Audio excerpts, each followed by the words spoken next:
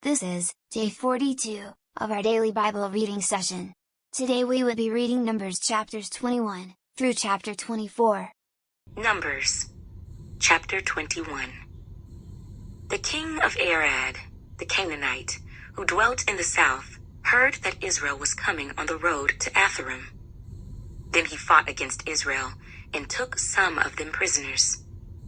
So Israel made a vow to the Lord, and said, "If you will indeed deliver this people into my hand, then I will utterly destroy their cities." And the Lord listened to the voice of Israel, and delivered up the Canaanites, and they utterly destroyed them and their cities. So the name of that place was called Hormah. Then they journeyed from Mount Hor by the way of the Red Sea, to go around the land of Edom. And the soul of the people became very discouraged on the way. And the people spoke against God and against Moses. "Why have you brought us up out of Egypt to die in the wilderness? For there is no food and no water, and our soul loathes this worthless bread." So the Lord sent fiery serpents among the people, and they bit the people, and many of the people of Israel died. Therefore the people came to Moses and said, "We have sinned, for we have spoken against the Lord and against you. Pray to the Lord that he take away the serpents from us." So Moses prayed for the people. Then the Lord said to Moses, "Make a fiery serpent and set it on a pole, and it shall be that everyone who is bitten, when he looks at it, shall live." So Moses made a bronze serpent and put it on a pole, and so it was, if a serpent had bitten anyone, when he looked at the bronze serpent, he lived. Now the children of Israel moved on and camped in Oboth. And they journeyed from Oboth and camped at Ijah-Abarim in the wilderness which is east of Moab, toward the sunrise. From there they moved and camped in the valley of Zered. From there they moved and camped on the other side of the Arnon, which is in the wilderness that extends from the border of the Amorites. For the Arnon is the border of Moab, between Moab and the Amorites. Therefore it is said in the book of the wars of the Lord, "Waheb in Suphah, the brooks of the Arnon, and the slope of the brooks that reaches to the dwelling of Ar, and lies on the border of Moab." From there they went to Beer, which is the well where the Lord said to Moses, "Gather the people together, and I will give them water." Then Israel sang this song, "Spring up, O well, all of you sing to it. The well the leaders sank, dug by the nation's nobles, by the lawgiver with their staves." And from the wilderness they went to Madinah, from Madinah to Nahaliel, from Nahaliel to Bamoth, and from Bamoth in the valley that is in the country of Moab, to the top of Pisgah, which looks down on the wasteland. Then Israel sent messengers to Sihon, king of the Amorites, saying, "Let me pass through your land. We will not turn aside into fields or vineyards. We will not drink water from wells. We will go by the king's highway until we have passed through your territory." But Sihon would not allow Israel to pass through his territory. So Sihon gathered all his people together and went out against Israel in the wilderness. And he came to Jahaz and fought against Israel. Then Israel defeated him with the edge of the sword, and took possession of his land from the Arnon to the Jabbok, as far as the people of Ammon, for the border of the people of Ammon was fortified. So Israel took all these cities, and Israel dwelt in all the cities of the Amorites, in Heshbon and in all its villages. For Heshbon was the city of Sihon, king of the Amorites, who had fought against the former king of Moab, and had taken all his land from his hand as far as the Arnon.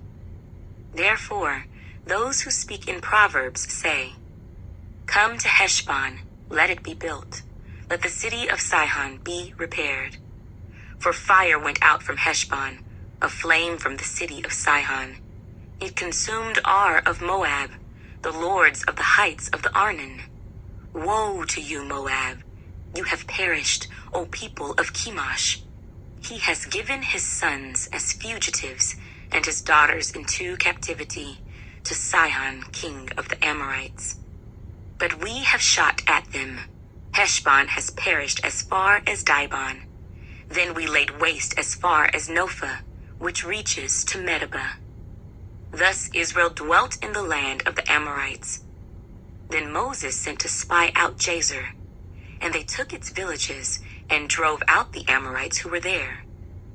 And they turned and went up by the way to Bashan. So Og, king of Bashan, went out against them, he and all his people, to battle at Edrei. Then the Lord said to Moses, Do not fear him, for I have delivered him into your hand, with all his people and his land, and you shall do to him as you did to Sihon, king of the Amorites, who dwelt at Heshbon. So they defeated him, his sons, and all his people, until there was no survivor left him, and they took possession of his land. Numbers, chapter 22. Then the children of Israel moved and camped in the plains of Moab, on the side of the Jordan across from Jericho.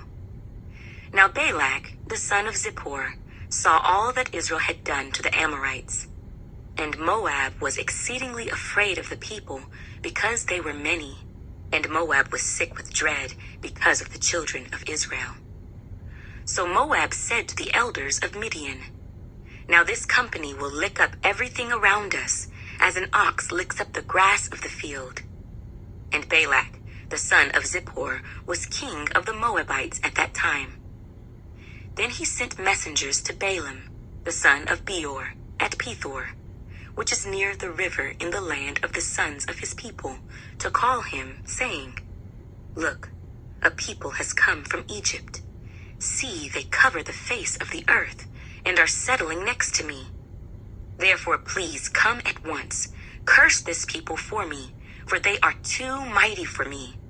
Perhaps I shall be able to defeat them and drive them out of the land.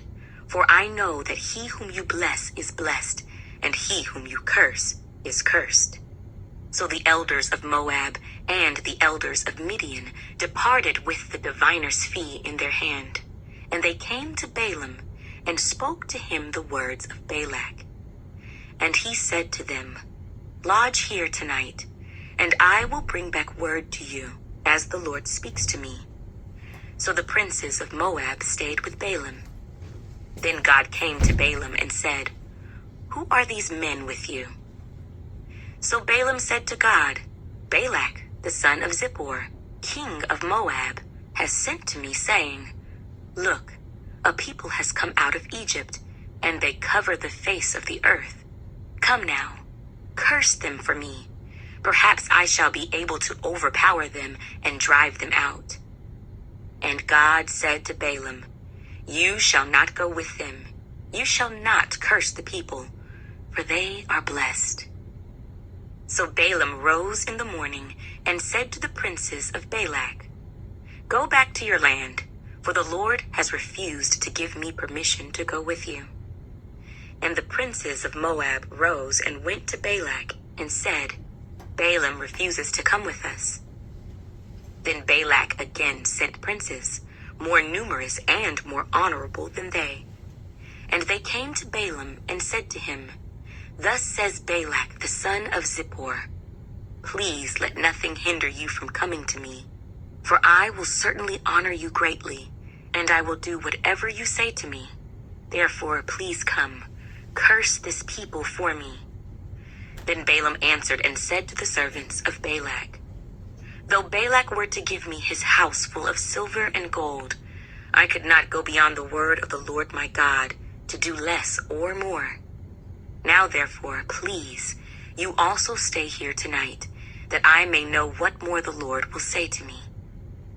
And God came to Balaam at night and said to him, If the men come to call you, rise and go with them, but only the word which I speak to you, that you shall do. So Balaam rose in the morning, saddled his donkey, and went with the princes of Moab. Then God's anger was aroused because he went, and the angel of the Lord took his stand in the way as an adversary against him. And he was riding on his donkey, and his 2 servants were with him. Now the donkey saw the angel of the Lord standing in the way with his drawn sword in his hand, and the donkey turned aside out of the way and went into the field. So Balaam struck the donkey to turn her back onto the road. Then the angel of the Lord stood in a narrow path between the vineyards, with a wall on this side and a wall on that side. And when the donkey saw the angel of the Lord, she pushed herself against the wall and crushed Balaam's foot against the wall. So he struck her again. Then the angel of the Lord went further and stood in a narrow place where there was no way to turn either to the right hand or to the left. And when the donkey saw the angel of the Lord, she lay down under Balaam. So Balaam's anger was aroused, and he struck the donkey with his staff. Then the Lord opened the mouth of the donkey, and she said to Balaam, "What have I done to you, that you have struck me these 3 times? And Balaam said to the donkey, "Because you have abused me, I wish there were a sword in my hand, for now I would kill you." So the donkey said to Balaam, "Am I not your donkey on which you have ridden ever since I became yours to this day? Was I ever disposed to do this to you?" And he said, "No." Then the Lord opened Balaam's eyes, and he saw the angel of the Lord standing in the way with his drawn sword in his hand. And he bowed his head and fell flat on his face. And the angel of the Lord said to him, "Why have you struck your donkey these 3 times? Behold, I have come out to stand against you, because your way is perverse before me. The donkey saw me and turned aside from me these 3 times. If she had not turned aside from me, surely I would also have killed you by now, and let her live."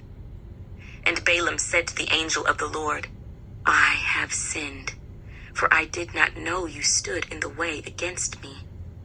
Now therefore, if it displeases you, I will turn back." Then the angel of the Lord said to Balaam, "Go with the men, but only the word that I speak to you, that you shall speak." So Balaam went with the princes of Balak.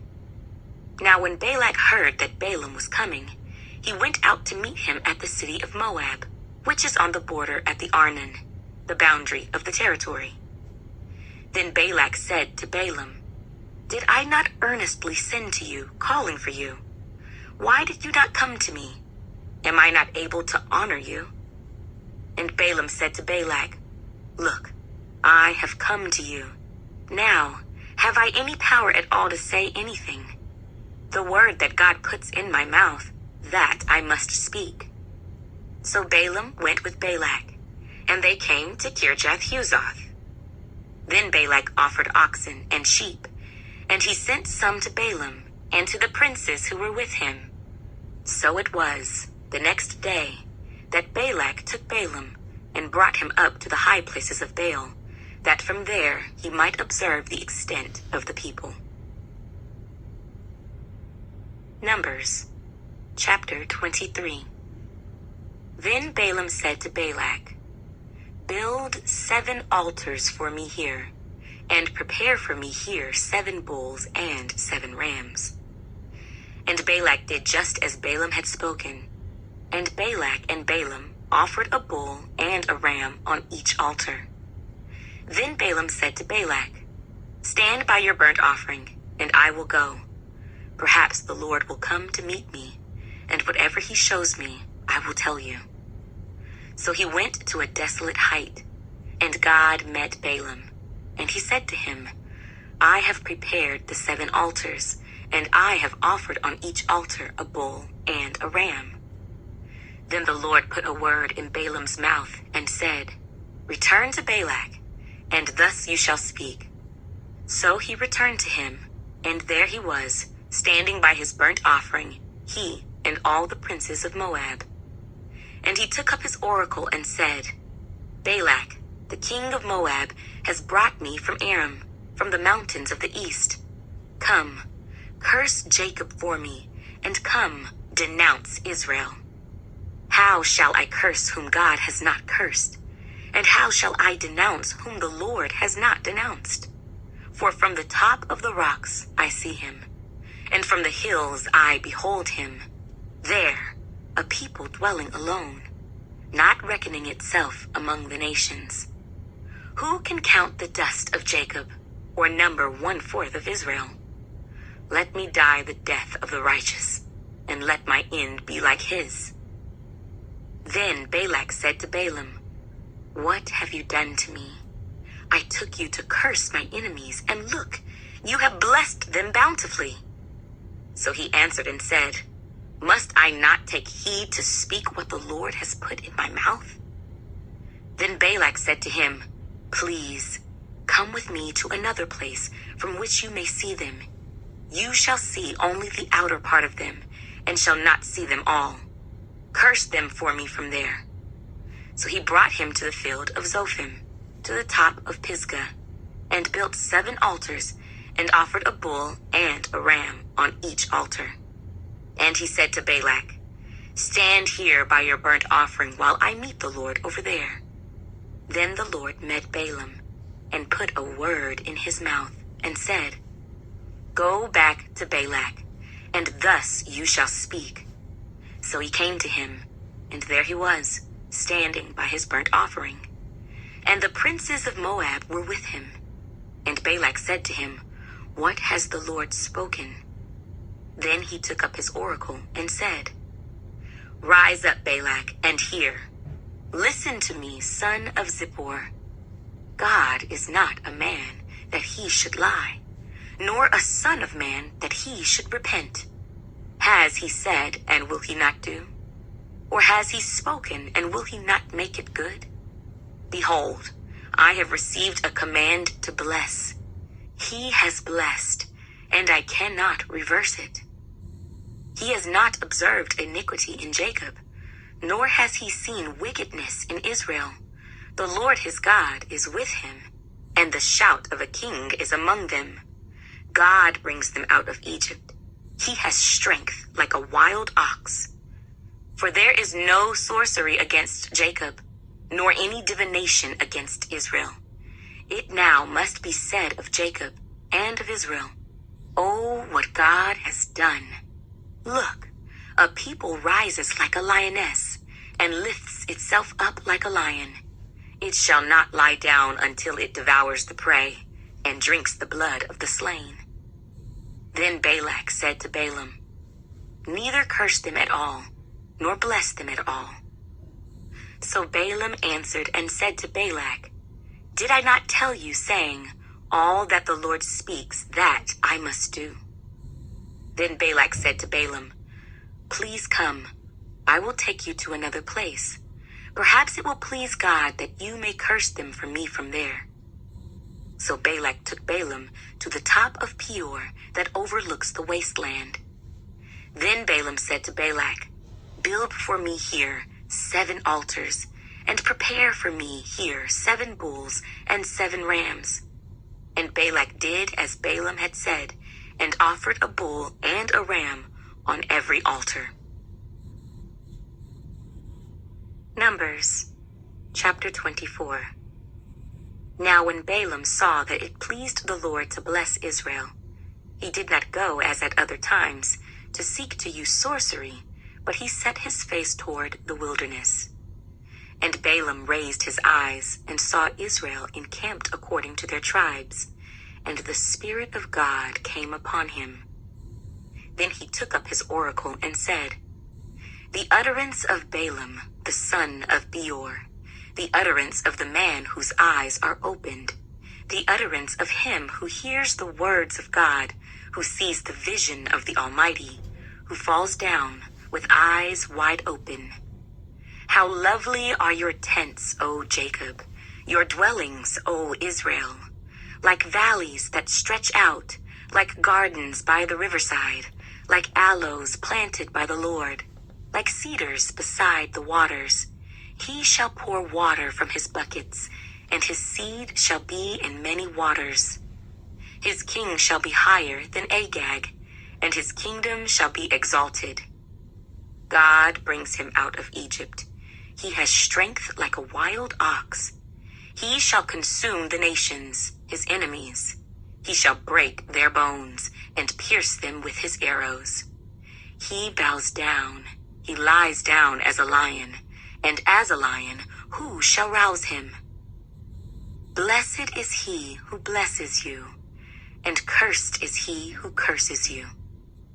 Then Balak's anger was aroused against Balaam, and he struck his hands together, and Balak said to Balaam, I called you to curse my enemies, and look, you have bountifully blessed them these 3 times. Now therefore flee to your place. I said I would greatly honor you, but in fact the Lord has kept you back from honor. So Balaam said to Balak, Did I not also speak to your messengers whom you sent to me, saying, If Balak were to give me his house full of silver and gold, I could not go beyond the word of the Lord, to do good or bad of my own will. What the Lord says, that I must speak. And now, indeed, I am going to my people. Come, I will advise you what this people will do to your people in the latter days.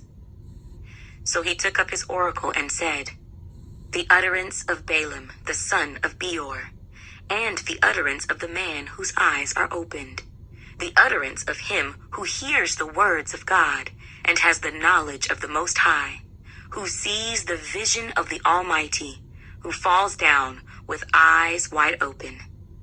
I see him, but not now. I behold him, but not near. A star shall come out of Jacob. A scepter shall rise out of Israel, and batter the brow of Moab, and destroy all the sons of tumult. And Edom shall be a possession. Seir also, his enemies, shall be a possession, while Israel does valiantly. Out of Jacob one shall have dominion, and destroy the remains of the city. Then he looked on Amalek, and he took up his oracle and said, Amalek was first among the nations, but shall be last until he perishes.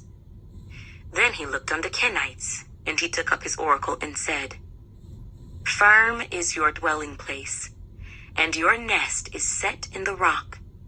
Nevertheless, Cain shall be burned. How long until Asher carries you away captive? Then he took up his oracle and said, Alas, who shall live when God does this? But ships shall come from the coasts of Cyprus, and they shall afflict Asher and afflict Eber, and so shall Amalek until he perishes. So Balaam rose and departed and returned to his place. Balak also went his way.